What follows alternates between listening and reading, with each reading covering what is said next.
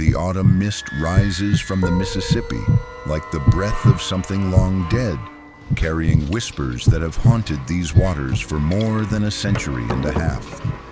In 1856, a steamboat called the Acheron's Folly vanished between Vicksburg and Natchez, swallowed by the river's hungry darkness. The official inquiry blamed a boiler explosion, filing the case away with the bureaucratic efficiency of men who prefer tidy endings to troubling truths. But what if I told you that disappearance was not an accident, but a recipe? What if the most terrifying cannibals in American history were not the monsters we imagined, but the heroes we never knew we needed? What if the flesh that fed the passengers came from the very crew who had served them faithfully? And what if the men who discovered this horror were the same ones who turned it into the most perfect revenge in maritime history?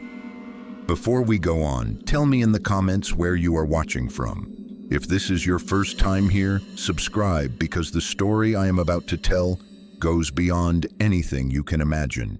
Hidden in the water-stained pages of a preacher's diary lies a letter that begins with these chilling words: "Reverend Jones, the captain eats his own." The truth behind the Acheron's Folly is not a tale of maritime disaster, but of systematic murder served with a side of potatoes, prepared by two enslaved cooks who discovered their master's appetite for human flesh and decided to feed it back to him. This was not just crime. This was an operation that fed on human lives for decades, until the oppressed turned the master's tools against the master himself. The Mississippi River in 1856 was not merely water and current, but a highway of greed that carved through the heart of a nation drunk on its own expansion. Between the bluffs of Vicksburg and the mansions of Natchez, the river wound like a serpent through bayous, thick with Spanish moss and secrets that festered in the Louisiana heat. This was America's great commercial artery, pumping wealth from the cotton fields to the markets of New Orleans. But like any artery, it could carry poison as easily as nourishment. The landscape itself seemed designed for concealment and horror. Snags lurked beneath the surface like wooden teeth, ready to tear the belly from any vessel foolish enough to trust the current. Fog rolled in without warning, transforming familiar channels into alien waterways where even experienced pilots lost their way among the towering cypress trees that stood like sentinels guarding ancient secrets. The riverbanks collapsed regularly, taking entire trees and sometimes entire settlements into the muddy depths. Bodies that went into the Mississippi rarely came back up, claimed by the current and the massive catfish that grew fat in these nutrient-rich waters. Local fishermen spoke of catches that seemed almost human in their proportions, but such talk was dismissed as river superstition by those who preferred rational explanations for irrational fears. It was here, in this treacherous stretch of water, that the Acheron's Folly made her final runs. Captain Enoch Griswold had chosen his route carefully, selecting the most isolated and dangerous passages where boats traveled alone and men could disappear without witnesses. The small settlement of Cypress Bend served as his primary stop, a ramshackle collection of warehouses and boarding houses where transient workers came and went like ghosts, their arrivals and departures noted by no one who cared to remember. The channel between Devil's Elbow and Dead Man's Reach became the captain's hunting ground, where the water ran deep and black, and where strange lights sometimes danced on moonless nights. River pilots began to avoid these waters after dark, claiming their compasses spun wildly and their engines ran rough, as if the very river rejected their passage through this cursed stretch. On this treacherous highway, the Acheron's Folly was not just a boat, but a floating kingdom where the only law was the captain's word, and the only justice was what he chose to serve at his table. Captain Enoch Griswold stood 6 feet tall in his polished boots, a man whose spotless white uniform could not conceal the rot that festered beneath. His reputation preceded him up and down the Mississippi, known among riverboat owners as a captain who could turn a profit where others saw only expenses. What they chose not to examine too closely was how he managed to feed his crew on half the provisions of his competitors, or why his payroll seemed to shrink with each journey downriver. Born into a family of modest means in Kentucky, Griswold had clawed his way to prosperity through a combination of ruthless ambition and careful observation of human weakness. He understood that men were commodities, no different from cotton or tobacco, valuable only insofar as they could be converted into profit. His years as a slave overseer had taught him the mathematics of human suffering, the precise calculations needed to extract maximum value from flesh and bone.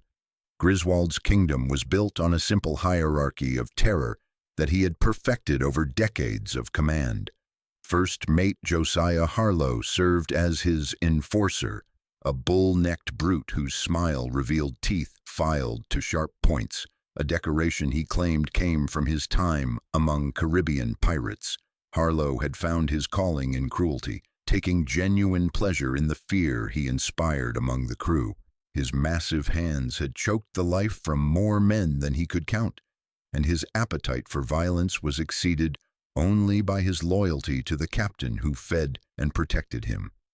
Below deck, in the suffocating heat of the engine room, worked the free crew members like Silas Pendleton, the boiler tender they called lucky for his ability to survive explosions that had killed lesser men. Lucky lived in constant fear, his superstitious nature attuned to the evil that permeated the vessel like smoke from the stacks. He had seen too much and suspected even more, but his position as a poor white man in a slave society left him powerless to act on his knowledge. The ship's clerk, Alistair Finch, was a fastidious man who kept meticulous records while carefully avoiding any questions about the discrepancies he discovered. His ledgers told a story of systematic theft and murder, but Finch had learned that curiosity was a luxury he could not afford. He recorded what he was told to record, and asked no questions about the special reserve barrels that appeared in the hold after crew members mysteriously deserted. In the ship's galley, 2 enslaved men labored over the meals that would feed this floating hell. Cato, the head cook, was a man of 40 years whose steady hands had prepared thousands of meals, never knowing that some contained ingredients no Christian should name. Born on a Virginia plantation and sold south after his master's death, Cato had learned to survive by keeping his thoughts to himself and his eyes on his work. His assistant, Isaiah, barely 20, possessed the quick reflexes and sharp eyes that would soon uncover secrets his master never intended him to see. Unlike Cato, who had learned the dangerous art of invisibility, Isaiah still burned with the righteous anger of youth, a fire that had not yet been extinguished by years of systematic degradation. The remaining crew were transients, drifters who signed on for a single journey and often found reasons to leave before its completion, or so the official records claimed. The reality was far more disturbing. These men never left at all, but simply changed from crew members to cargo, from workers to provisions, from human beings to the special reserve that appeared in the hold after each mysterious desertion. This kingdom was built on a fragile peace, maintained by fear and ignorance in equal measure. But peace built on lies cannot last forever, and the truth has a way of surfacing, like bodies in the Mississippi, no matter how deep you try to bury it. Billy Shaw had signed on as a deckhand in Vicksburg, a thin young man with calloused hands and dreams of earning enough money to bring his sweetheart west to California. He carried her daguerreotype in his shirt pocket next to his heart, and spoke of her often to anyone willing to listen. Martha was her name, and she waited for him in a boarding house in St. Louis, counting the days until he could send for her. Billy worked without complaint, keeping his head down and his mouth shut, the way smart men did on Captain Griswold's boat. He had served in the Union Army during the Mexican War, and the discipline learned in military service served him well aboard a vessel where questioning orders could prove fatal. But Billy Shaw made one crucial mistake. He possessed an honest man's inability to ignore obvious wrongdoing. It began with small things. Billy noticed that crew members who complained about working conditions had a tendency to disappear during night stops, their bunks found empty the following morning. He observed that the ship's provisions seemed to expand mysteriously after these disappearances, new barrels appearing in the hold labeled as Special Reserve Pork. Most disturbing of all, he detected a familiar smell emanating from the galley, a scent that reminded him of battlefield hospitals where surgeons worked by lamplight on wounded soldiers. On the morning of August 12, 1856, as the Acheron's Folly took on cargo at Cypress Bend, Billy Shaw's bunk was found empty. Captain Griswold reported the desertion to his clerk with the same casual tone he used to order his morning coffee. Another lazy river rat who could not handle honest work, he declared, and good riddance to bad rubbish. The man had probably swum ashore during the night, stealing away like a thief to avoid his contractual obligations. The crew accepted this explanation because they had to, but unease settled over the boat like river fog. Billy Shaw had spoken too often of his sweetheart, had shown her daguerreotype to too many people, had saved every penny of his wages for their future together. It seemed unlikely that such a man would abandon everything without warning, leaving behind not only his possessions, but his dreams of reuniting with the woman he loved. Silas Pendleton found the first piece of evidence 3 days later, while cleaning near the livestock pen. A single brass button, military style, glinting in the morning sun where it had rolled beneath a coil of rope. Billy Shaw had been proud of his Union Army service, had sewn his regimental buttons onto his work shirt as reminders of better days and honorable service. Silas pocketed the button, his superstitious mind already racing toward conclusions his rational self refused to accept. That evening, Cato noticed Captain Griswold and First Mate Harlow engaged in a heated conversation behind the wheelhouse. Their voices were too low to hear clearly, but their gestures spoke of argument and resolution, of problems discussed and solutions implemented. When they parted, Harlow headed below deck toward the livestock pen, while Griswold retired to his cabin and locked the door with unusual care. The smell began 3 days later, emanating from the lower decks like an unwelcome visitor. It was the sweet, cloying scent of meat that had hung too long in the Louisiana heat, mixed with something else that made grown men cover their noses and hurry past certain areas of the ship.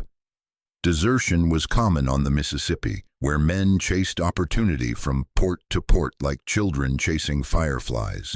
But the smell that followed Billy Shaw's disappearance was not common at all. In the settlement of Cypress Bend, where the morning mist clung to ramshackle buildings like the breath of dying men, stood a small church built from river cypress and the determination of souls who refused to surrender their humanity to an inhuman world. Its minister, Absalom Jones, was a free black man whose congregation consisted mainly of dock workers, laundresses, and other forgotten souls whom society had abandoned, but God had not. Reverend Jones was a man of unusual education, having learned to read and write from a sympathetic plantation owner's daughter before purchasing his freedom with money earned through years of backbreaking labor. These rare skills made him invaluable to the scattered communities of enslaved and free black people along the river, and he used his abilities to maintain a secret network of communication that stretched from Memphis to New Orleans. Letters came to him in hollowed-out pieces of wood, sewn into the linings of garments, pressed between the pages of carefully chosen Bible verses. He served as confessor, advisor, and sometimes the only witness to atrocities that would otherwise vanish into the silence of systematic oppression. His church became a sanctuary not just for prayer, but for the dangerous act of bearing witness to crimes that powerful men preferred to keep hidden. It was during the Acheron's Folly's previous stop at Cypress Bend that Cato had approached him after evening service. The cook had remained in the shadows of the church until the other congregants departed, then stepped forward with the cautious movements of a man who knew the price of being seen in the wrong place at the wrong time. His approach was respectful but urgent, the manner of someone carrying a burden too heavy for one man to bear alone. Their conversation had been brief and necessarily cryptic. Cato spoke in the coded language that enslaved people had developed to discuss dangerous truths, referring to strange happenings aboard his vessel, provisions that appeared without purchase orders, meals that left him feeling spiritually unclean despite his thorough physical washing. He did not speak directly of his suspicions, for such words were too dangerous to voice, even in a house of God. Instead, he asked Reverend Jones to pray for his soul and to watch for signs from the river.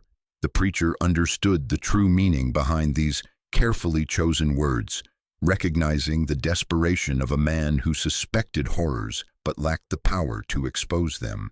Jones promised to keep watch and to remember whatever messages might come from the darkness of the Mississippi. 3 weeks later, a letter arrived hidden in a sack of grain delivered by a dock worker who asked no questions and expected no answers. The handwriting was careful and deliberate, the words chosen with the precision of a man who understood that written evidence could become a death warrant. "Reverend Jones," it began, "I fear the provisions we prepare are not what they seem. The special reserve appears only when men disappear, and I have begun to notice things that make my hands shake as I write these words." The letter continued with veiled references to smells that reminded the writer of slaughterhouses, to cuts of meat that seemed familiar in ways that made no sense, to a growing certainty that the captain's profitable operation was built on foundations more horrific than simple exploitation. Cato wrote of his fears for young Isaiah, whose quick temper and honest nature made him a dangerous liability in their current situation.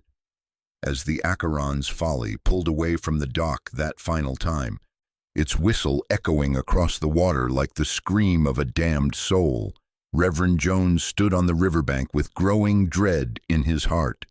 The letter had been a cry for help from a man trapped in circumstances beyond his control, and Jones knew that he might be the only person on earth who would remember these two cooks if they disappeared into the river's hungry embrace.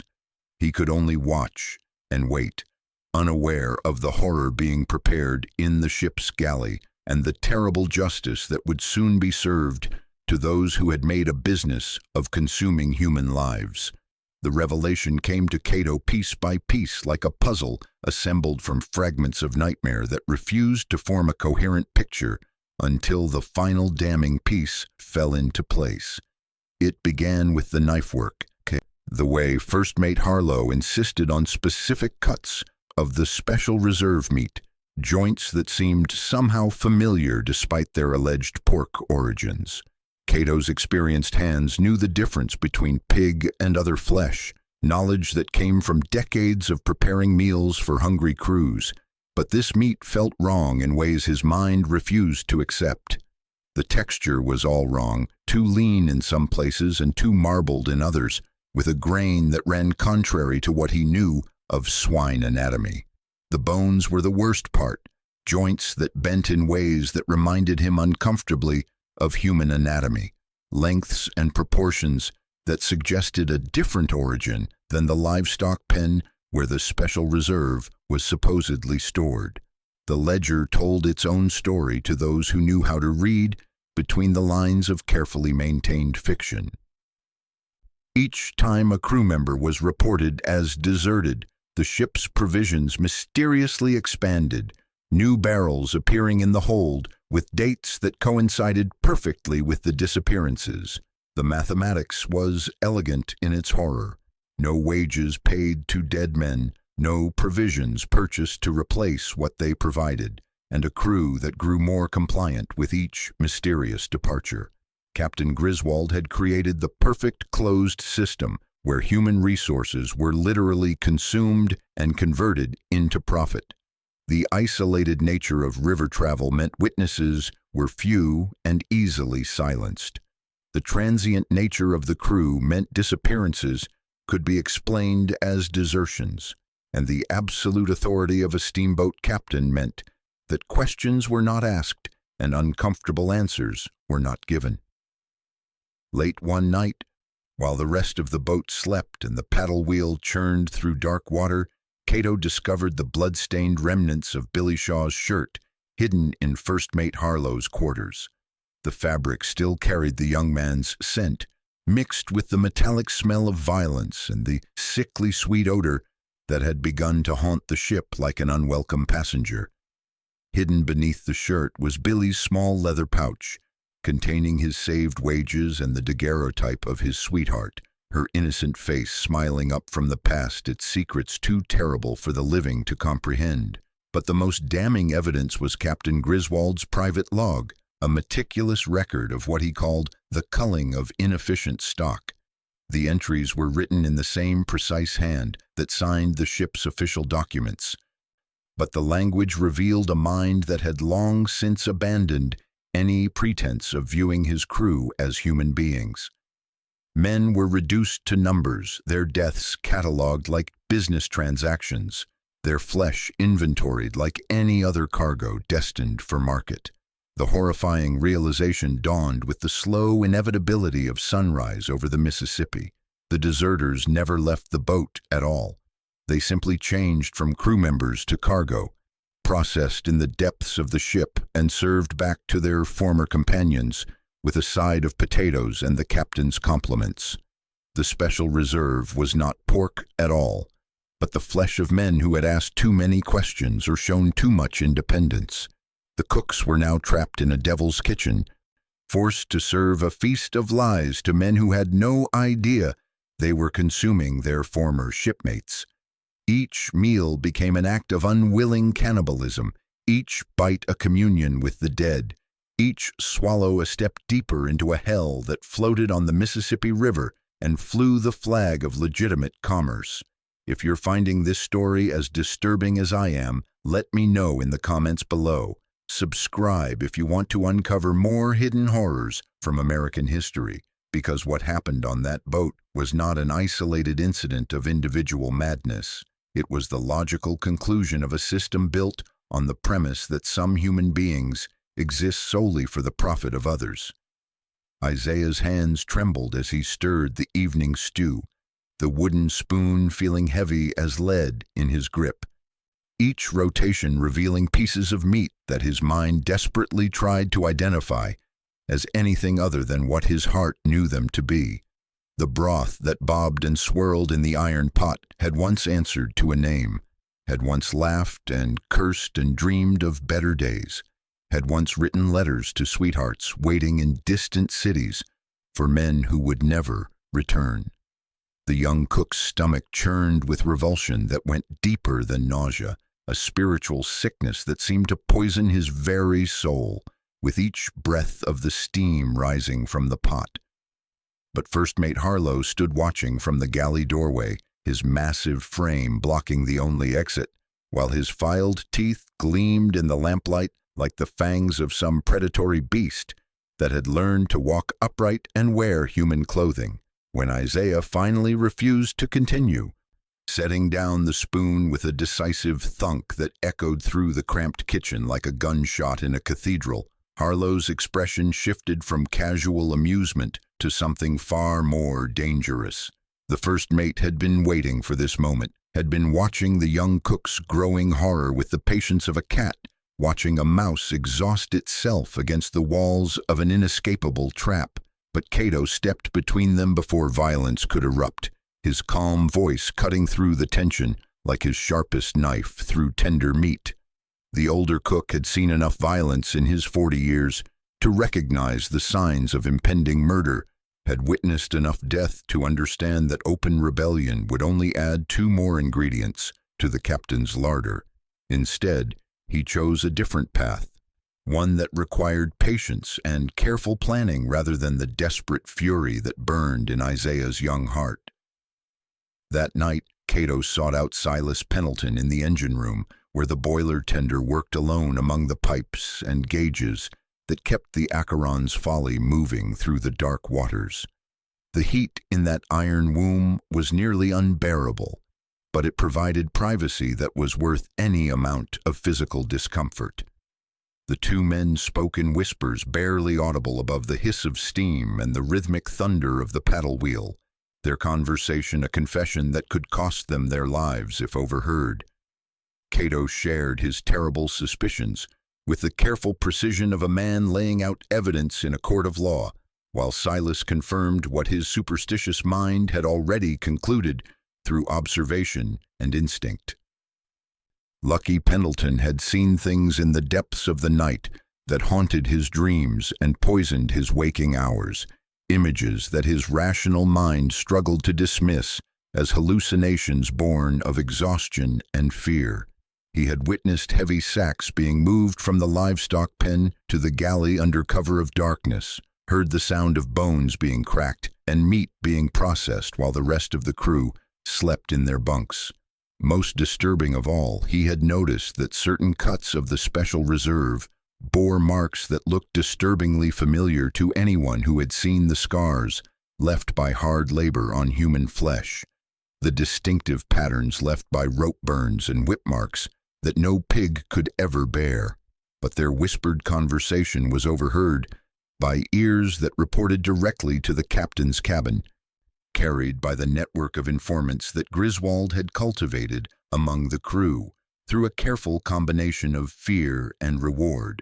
First Mate Harlow confronted Silas the following morning with the casual brutality of a man who had found his calling in intimidation, reassigning the boiler tender to the most dangerous position in the engine room, where a single mistake could result in scalding death or explosive dismemberment. The accident that killed Silas Pendleton 3 days later surprised no one familiar with the hazards of steamboat operation. Boilers exploded regularly on the Mississippi, claiming the lives of experienced engineers who knew their business better than their own names. But Cato and Isaiah understood the true nature of Lucky's demise, and they knew with cold certainty that they were not just preparers of the feast, but the next course on Captain Griswold's menu of human consumption. With their only witness silenced forever and their own suspicions now known to their oppressors, the 2 cooks faced a terrible choice: submit to their fate and become ingredients in their own kitchen, or find a way to turn the captain's monstrous appetite against itself in a feast of justice that would satisfy hungers deeper than mere physical need. The atmosphere aboard the Acheron's Folly grew thick with menace. In the days following Silas Pendleton's death, the very air seeming to press down upon the remaining crew with the weight of unspoken truths and approaching doom. Captain Griswold prowled the decks like a wolf scenting weakness among his flock, his cold eyes cataloging each man's potential value as both worker and future provisions. First Mate Harlow watched the galley with the patient intensity of a spider waiting for flies to tire themselves in his web, knowing that time was working in his favor and that desperation would eventually drive his prey into fatal mistakes. The remaining crew members moved through their duties with the mechanical precision of men who understood that any deviation from routine could prove fatal, their conversations reduced to the bare minimum required for ship's business.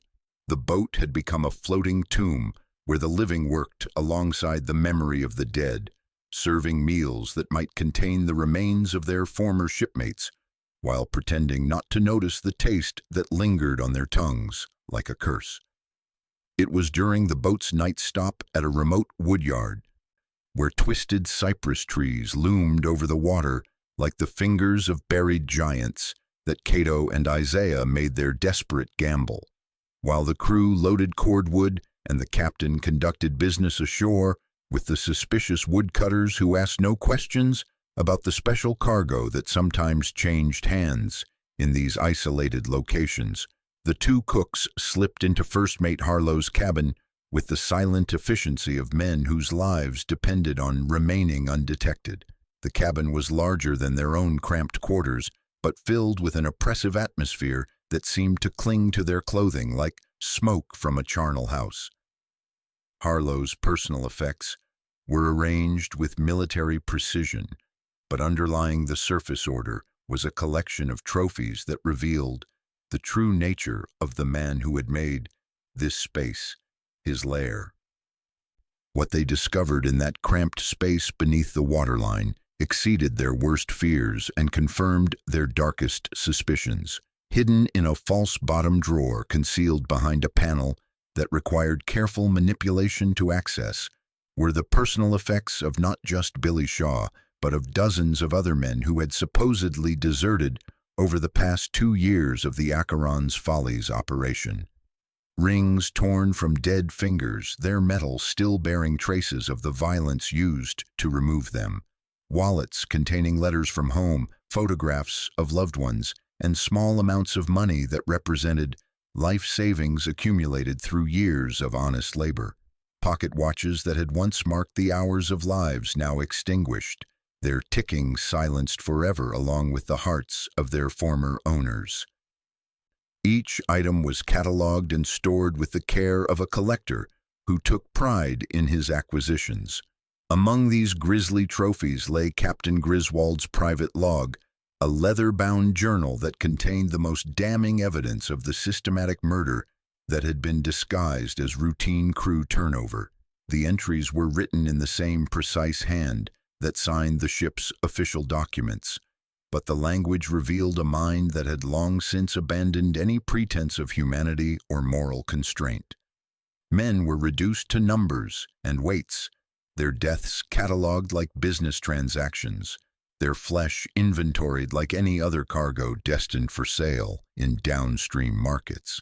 The most chilling entries detailed the captain's expansion plans, his vision of creating a fleet of death ships that could process human cargo on an industrial scale, turning the Mississippi River into a highway of cannibalistic commerce that would make him one of the wealthiest men in America. The most disturbing discovery was a detailed diagram of butchery techniques, complete with anatomical drawings and notes on which cuts provided the best flavor and which parts of the human body could be passed off as pork to unsuspecting consumers.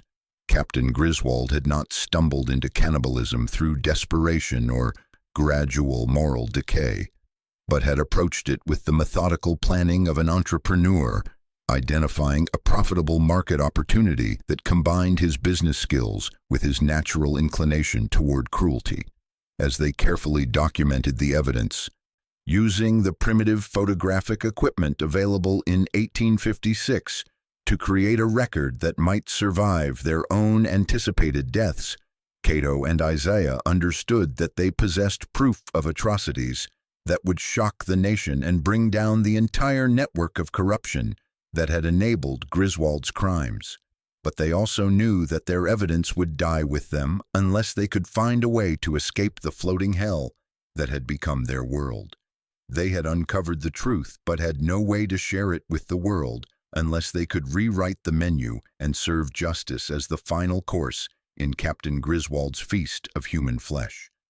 The beauty of Captain Griswold's system lay in its elegant simplicity, a business model that would have impressed the most ruthless industrialists of the Gilded Age, with its efficient conversion of human resources into pure profit.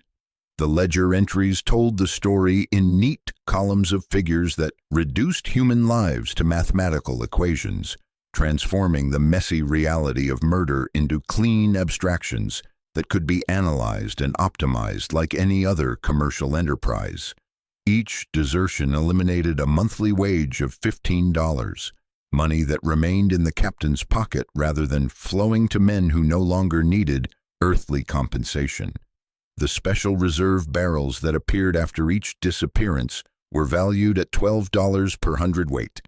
Meat that cost nothing to acquire and could be sold at premium prices to unsuspecting merchants along the river route who appreciated the exceptional quality and asked no questions about its unusual provenance. But the true genius of the operation was revealed in the insurance claims and contractual arrangements that Griswold had negotiated with remarkable foresight. Every man who signed aboard the Acheron's Folly was insured for $50 against death or injury, policies that were quietly canceled when the crew members were reported as deserted. Dead men, after all, could not collect insurance payments, and deserters forfeited any claim to compensation under the standard maritime contracts of the era.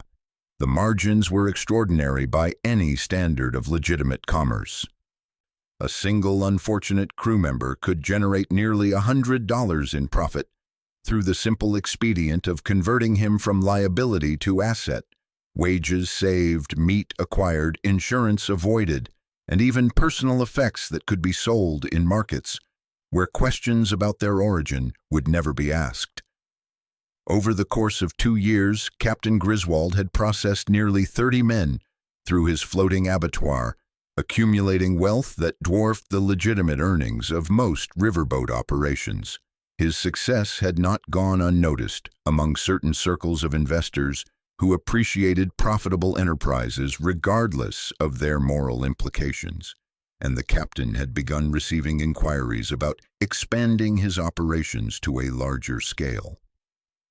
The ledger also revealed the sophisticated distribution network that Griswold had developed for his special products. Wealthy plantation owners had developed a taste for the exotic meat, hosting dinner parties where the main course was presented as a rare delicacy imported from distant lands. Urban restaurants in New Orleans and Memphis featured the special reserve on their menus as a premium offering, charging prices that reflected its supposed rarity and exceptional quality. Most disturbing were the customer testimonials that Griswold had collected like a merchant proud of his product's reputation. Prominent citizens praised the meat's unusual tenderness and distinctive flavor, with some requesting exclusive arrangements to ensure steady supplies for their private consumption. The demand for this cannibalistic cuisine was growing steadily, creating market pressures that drove Griswold to increase his harvesting operations and consider the expansion plans detailed in his private notes. The economics of the system were reinforced by the legal and social structures that made such crimes possible. The absolute authority of steamboat captains meant that crew discipline was rarely questioned by outside authorities. The transient nature of river workers meant that disappearances were easily explained and quickly forgotten, and the racial dynamics of the antebellum South meant that the testimony of enslaved witnesses would never be accepted in any court of law. The ledger included detailed cost-benefit analyses that treated human suffering as just another variable in profit optimization. Griswold had calculated the optimal crew size needed to maintain operations while providing sufficient candidates for processing.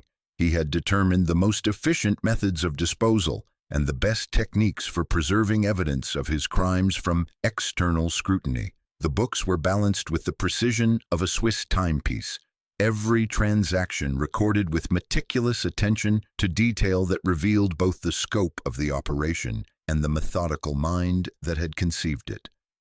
But the moral debt recorded in those pages was beyond any earthly calculation, a deficit that could only be settled through the kind of justice that existed outside the boundaries of law and conventional morality. The moral debt was about to come due, and the collection would be handled by 2 men who understood that sometimes justice must be served one bite at a time, seasoned with the herbs and spices of righteous vengeance. The confrontation began, as most violence does, with an accusation over something seemingly trivial that masked deeper currents of suspicion and fear. First Mate Harlow had noticed the subtle signs that his private sanctuary had been invaded by unauthorized hands, detected the minute displacements that betrayed careful searching despite the intruders' best efforts to leave no trace of their presence. His suspicions fell immediately on Isaiah, the younger cook, whose nervous energy and furtive glances had marked him as a potential troublemaker from the moment he had refused to continue stirring the evening stew. Harlow cornered Isaiah in the galley during the dinner preparation, timing his confrontation to maximize the psychological pressure while the young cook's hands were occupied with sharp knives and boiling water. The first mate's massive frame blocked the only exit while his filed teeth gleamed in the lamplight, creating an atmosphere of barely contained violence that filled the cramped space like poison gas. The accusation was simple and direct: theft of personal property, a crime that could justify any punishment the first mate chose to administer according to the brutal justice that governed life aboard the Acheron's Folly. But Isaiah's stammered denials only seemed to inflame Harlow's rage, transforming what might have been a routine interrogation into something far more dangerous. The situation escalated with the sudden violence of a summer thunderstorm on the Mississippi. All pretense of civilized discourse abandoned as Harlow's true nature emerged from behind the mask of authority he wore for the captain's benefit. When the first mate's massive hands closed around Isaiah's throat, cutting off both air and the young man's desperate attempts to protest his innocence, Cato understood that the moment of final decision had arrived. The older cook moved with the fluid precision of a man who had spent decades wielding sharp instruments, his cleaver finding the gap between Harlow's ribs with the accuracy of a surgeon performing a familiar operation. The blade slid between bone and cartilage with surprising ease, seeking the vital organs that would end the threat without allowing time for screams that might alert the rest of the ship to their desperate action. First Mate Harlow's eyes widened in surprise, then clouded over as his life poured out onto the galley floor in dark streams that mixed with the spilled cooking oil and vegetable scraps. His massive body collapsed with a sound like falling timber, the impact shaking pots and pans from their hooks and sending a cascade of metallic noise through the confined space. Standing over Harlow's cooling corpse, the two cooks faced the stark reality of their situation with the clear-eyed assessment of men who had already crossed the line between victim and perpetrator. They had killed their oppressor, but they remained trapped on a boat controlled by a monster who would show them no mercy when the body was discovered.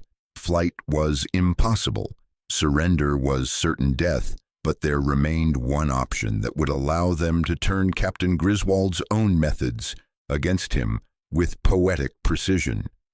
They worked through the remainder of the night with the efficiency of professionals, breaking down Harlow's body with the same techniques they had learned from preparing countless meals for the ship's passengers and crew. The irony was not lost on them.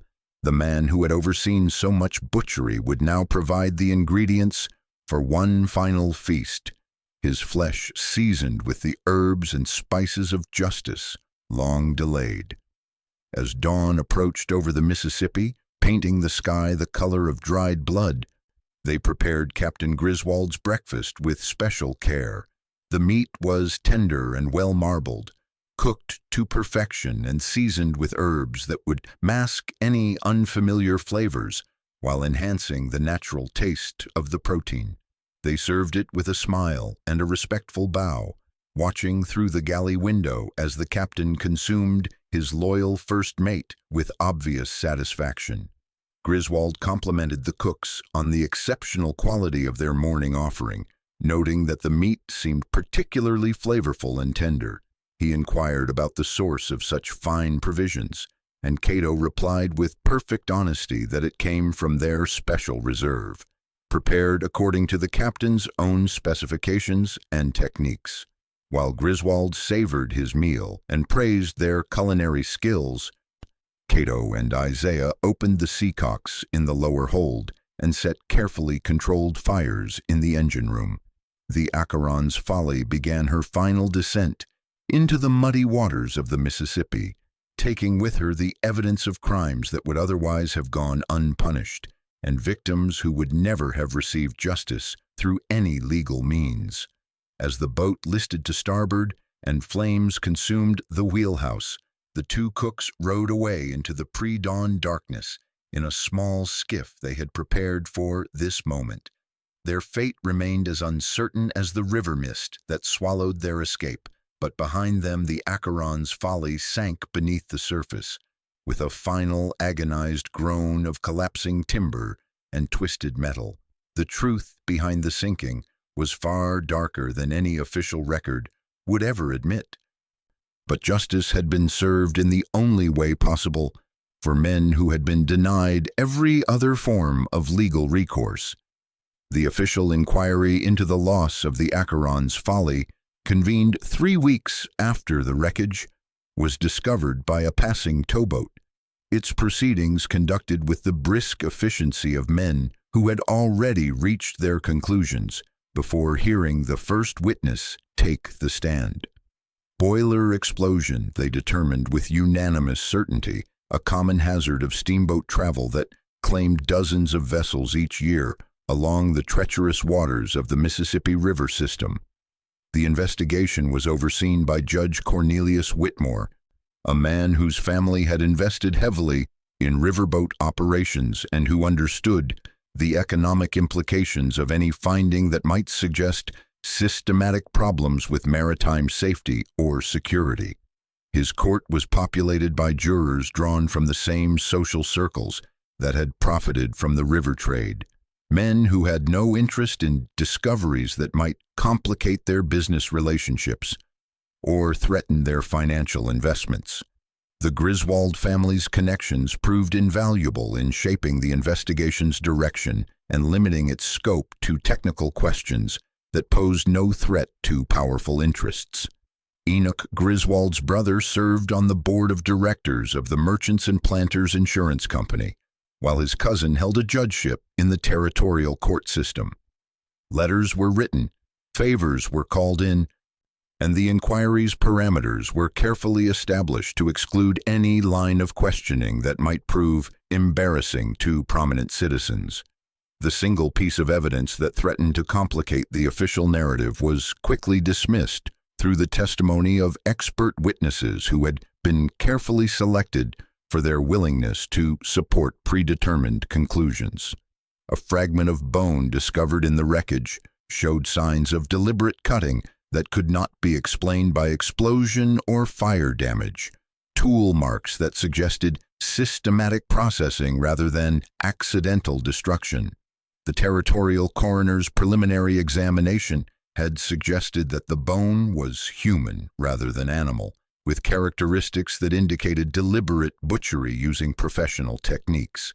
But his final report, issued after consultation with unnamed experts and review by unspecified authorities, simply noted the discovery of non-human remains, probably from the ship's livestock that had been processed for consumption during the voyage. The insurance settlement was processed with remarkable speed that raised eyebrows among industry professionals who were familiar with the typical pace of such investigations. The Griswold family received full compensation for their loss within 6 weeks of the disaster, a payout that exceeded the vessel's actual value and included additional compensation for lost revenue and damaged reputation. No questions were asked about the crew, manifest discrepancies that showed impossible patterns of desertion, or the unusual cargo manifests that documented regular shipments of special reserve meat that appeared to have no legitimate source. The paperwork was stamped with official seals, filed in secure archives, and forgotten by all except those who had been paid to remember only approved versions of events. But the cover-up was not designed to protect 2 escaped slaves who had murdered their oppressor and destroyed the evidence of their crimes. The powerful interests that buried the truth were protecting something far more valuable: the economic system that had enabled Captain Griswold's operation in the first place, and the network of corruption that had made such crimes not only possible, but profitable. A thorough investigation would have revealed the customers who had purchased Griswold's special reserve, the merchants who had profited from his operations, and the officials who had looked the other way in exchange for contributions to their campaign funds.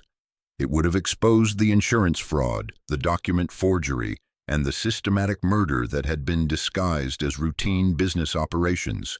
The Acheron's folly was not an isolated case of individual madness, but a symptom of institutional corruption that reached from the muddy waters of the Mississippi to the marble halls of state capitals. The boat's destruction had eliminated a problem, not solved it, and powerful men were determined that the problem would remain buried beneath the river's surface, where it could cause no further embarrassment to respectable society. In the months following the disaster, the Griswold family parlayed their insurance settlement into a diversified portfolio of investments that would make them wealthy for generations, their prosperity built on a foundation of blood money that none of their descendants would ever acknowledge or investigate. Enoch Griswold was memorialized as a victim of the river's treacherous nature, his name inscribed on a monument to lost rivermen that still stands in the Vicksburg Cemetery, its bronze plaque weathered by time, but its lies preserved for eternity. The irony of honoring a cannibal as a fallen hero was lost on the civic leaders who commissioned the memorial, prominent citizens who had themselves benefited from the profits of human misery, while maintaining their reputations as pillars of Christian virtue. The monument became a gathering place for annual ceremonies celebrating the brave men who had lost their lives to the Mississippi's hunger, its dedication ceremonies attended by the same politicians and businessmen who had worked to suppress the truth about Griswold's crimes. The story of the Acheron's folly evolved in the telling, as river stories always do when truth becomes too dangerous to speak aloud and must be transformed into something safer for public consumption. Among the taverns and boarding houses where rivermen gathered to trade tales and whiskey, it became known as the Ghost Boat with the Cannibal Captain, a supernatural tale that served to explain the unexplainable while safely distancing the tellers from uncomfortable truths about human nature and institutional evil. Some versions claimed that Captain Griswold's spirit still haunted the stretch of river where his boat had sunk, luring unwary vessels to their doom through phantom lights and false channel markers. Others insisted that the special reserve barrels still washed up on remote sandbars during flood season, their contents too terrible to examine closely, but recognizable by the sweet smell that attracted carrion birds from miles around. The truth became buried beneath layers of folklore and superstition, transformed from historical fact into cautionary legend that warned against the dangers of greed and the price of challenging the natural order. Each retelling added new supernatural elements while removing the human responsibility that had made the original crimes possible, creating a mythology that absolved the living of any need to examine their own complicity in systematic evil. Reverend Absalom Jones kept his archive of letters and documents hidden in a secret compartment beneath his church's pulpit, unable to speak publicly about crimes that powerful men had declared never happened, but unwilling to let the truth die completely with the passage of time. He continued his ministry to the forgotten souls of Cypress Bend, but the knowledge he carried aged him rapidly, his hair turning white and his hands developing a tremor that never quite disappeared. The preacher's congregation noticed changes in his sermons after the Acheron's folly disappeared, detecting a new urgency in his calls for justice and a deeper understanding of evil's capacity to disguise itself as respectability. He spoke often of hidden sins and buried crimes, of the need to bear witness even when witness-bearing brought danger, and of the certainty that truth would eventually surface like bodies in the Mississippi, no matter how deep men tried to bury it. The fate of Cato and Isaiah remained unknown, their names appearing briefly in wanted posters that offered modest rewards for information about two runaway slaves. But the descriptions were so generic as to be useless, and the rewards so small as to generate little genuine interest among bounty hunters who understood that some fugitives were not worth the trouble of capturing. In truth, the authorities had no real desire to apprehend the escaped cooks, whose testimony would have reopened questions that had been expensively answered and permanently closed.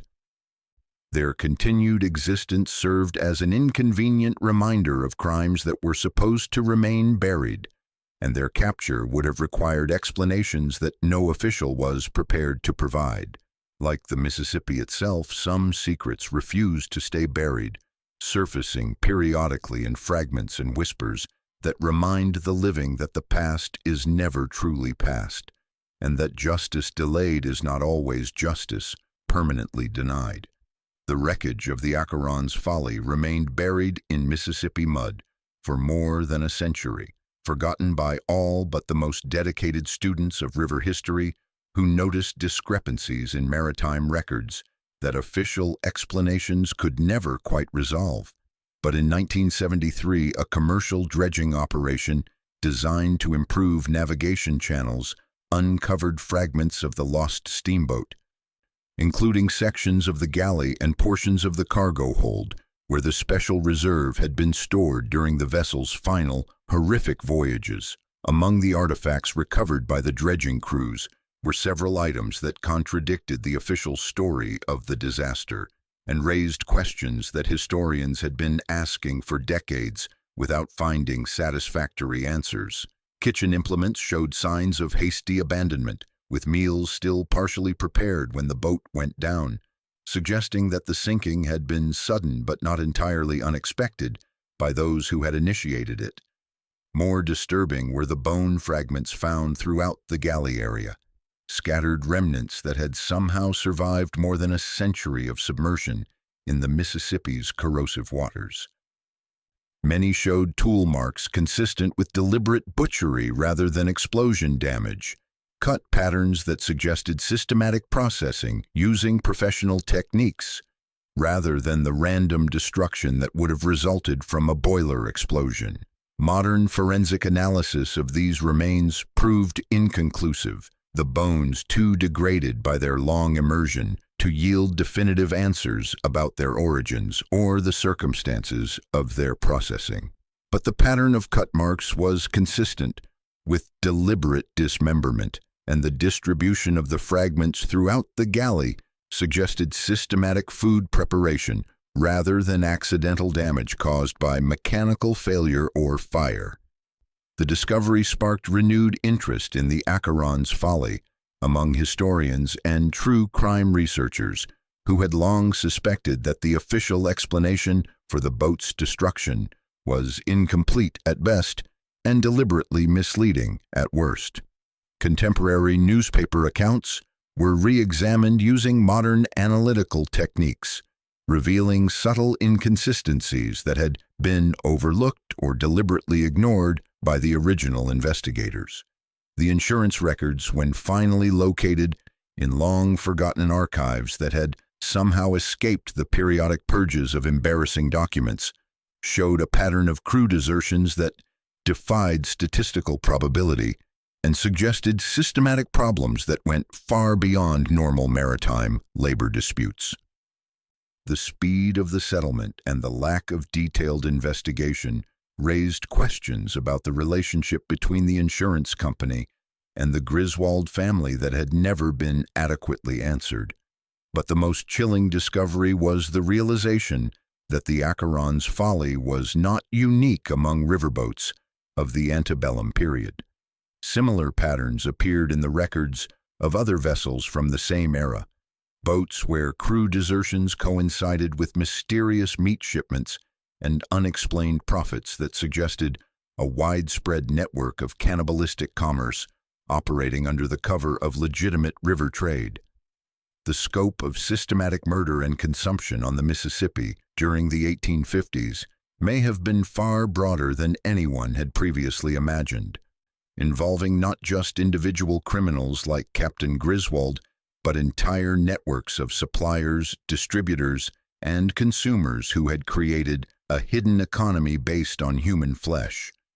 The true extent of these crimes may never be known, buried as they are beneath layers of official denial and institutional corruption that protected the perpetrators while silencing their victims. The story resonates with modern audiences because it illustrates timeless themes of institutional corruption and systematic dehumanization that continue to manifest in contemporary forms. In an era when corporate malfeasance regularly makes headlines and whistleblowers face retaliation for exposing inconvenient truths, the tale of two enslaved cooks who fought back against their cannibal captain feels remarkably contemporary and relevant. So what are we to make of this story that official history tried so hard to forget? How do we process a tale where the heroes were forced to become monsters in order to defeat a greater evil, and where justice could only be achieved through means that violated every conventional standard of morality and law? The official record is a lie, carefully constructed by powerful men who understood that some truths are too dangerous for public consumption and too damaging to institutional credibility to be allowed into the light of common knowledge. The Acheron's folly did not explode due to mechanical failure or operator negligence, but was deliberately scuttled by two men who had discovered that their master was feeding them human flesh and decided to serve him a taste of his own medicine, prepared with all the skill their years of bondage had taught them. This is not a story about monsters, though it contains monstrous acts committed by men who had been systematically dehumanized by a society that treated their lives as commodities to be bought, sold, and consumed. It is a story about the monstrous choices that ordinary people make when they are trapped within systems that deny their humanity while demanding their complicity in the destruction of others. Captain Griswold was not a supernatural evil or an aberrant individual whose crimes could be dismissed as the product of personal madness. He was a businessman who found profit in cannibalism and used the legal framework of slavery to protect his operations from scrutiny or interference. His crimes were enabled by a society that had already accepted the premise that some human beings existed solely for the benefit of others, making the leap from exploitation to consumption merely a matter of degree rather than principle. The cook's actions were not born of savage impulse or primitive revenge, but of desperate calculation by men who had been denied any legal recourse against their oppressor, forbidden from testifying against white men in court, unable to escape their bondage through legal means, and facing certain death if they attempted flight. They used the only weapon their master had given them, his own appetite for human flesh and his arrogant assumption that his victims would never find the courage or means to fight back. Their revenge was poetic in its precision, turning the captain's cannibalistic system against itself in a single decisive meal that transformed predator into prey with surgical efficiency. They fed him his own enforcer, seasoned with the herbs and spices of their trade, served with the smile of men who had finally found a way to balance scales that had been weighted against them since birth. The river keeps its secrets, but the whispers remain embedded in the folklore of the Mississippi, in the cautionary tales told by old rivermen who understand that some stories are too important to be forgotten completely despite official efforts to erase them from memory, in the fragments of bone that occasionally surface during flood season, in the strange currents that still disturb the waters near Cypress Bend, in the nightmares that plague those who know too much about the river's hidden history. The truth persists despite official denial. We can argue about the morality of their methods, debate the ethics of fighting fire with fire, question whether justice served through cannibalism can truly be called justice at all. But we cannot deny the fundamental truth that their actions revealed.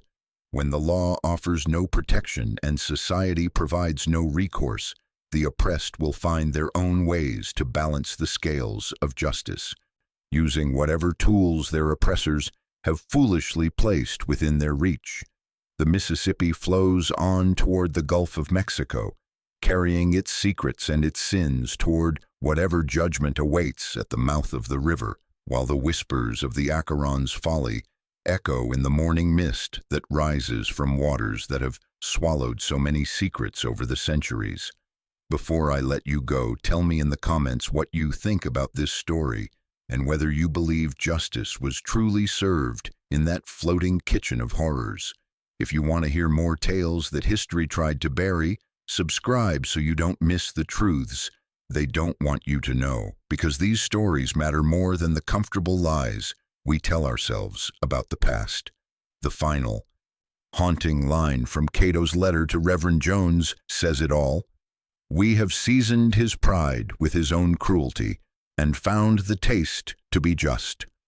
In the end, that may be the only justice available to those who have been denied every other form of human dignity, the opportunity to feed their oppressor's evil back to him, one carefully prepared bite at a time until the monster finally consumes himself. The Mississippi flows on, carrying its secrets toward the Gulf of Mexico, while the whispers of the Acheron's folly echo in the river mist, reminding us that sometimes the only way to escape hell is to drag the devil down with you, using his own appetite as the instrument of his destruction.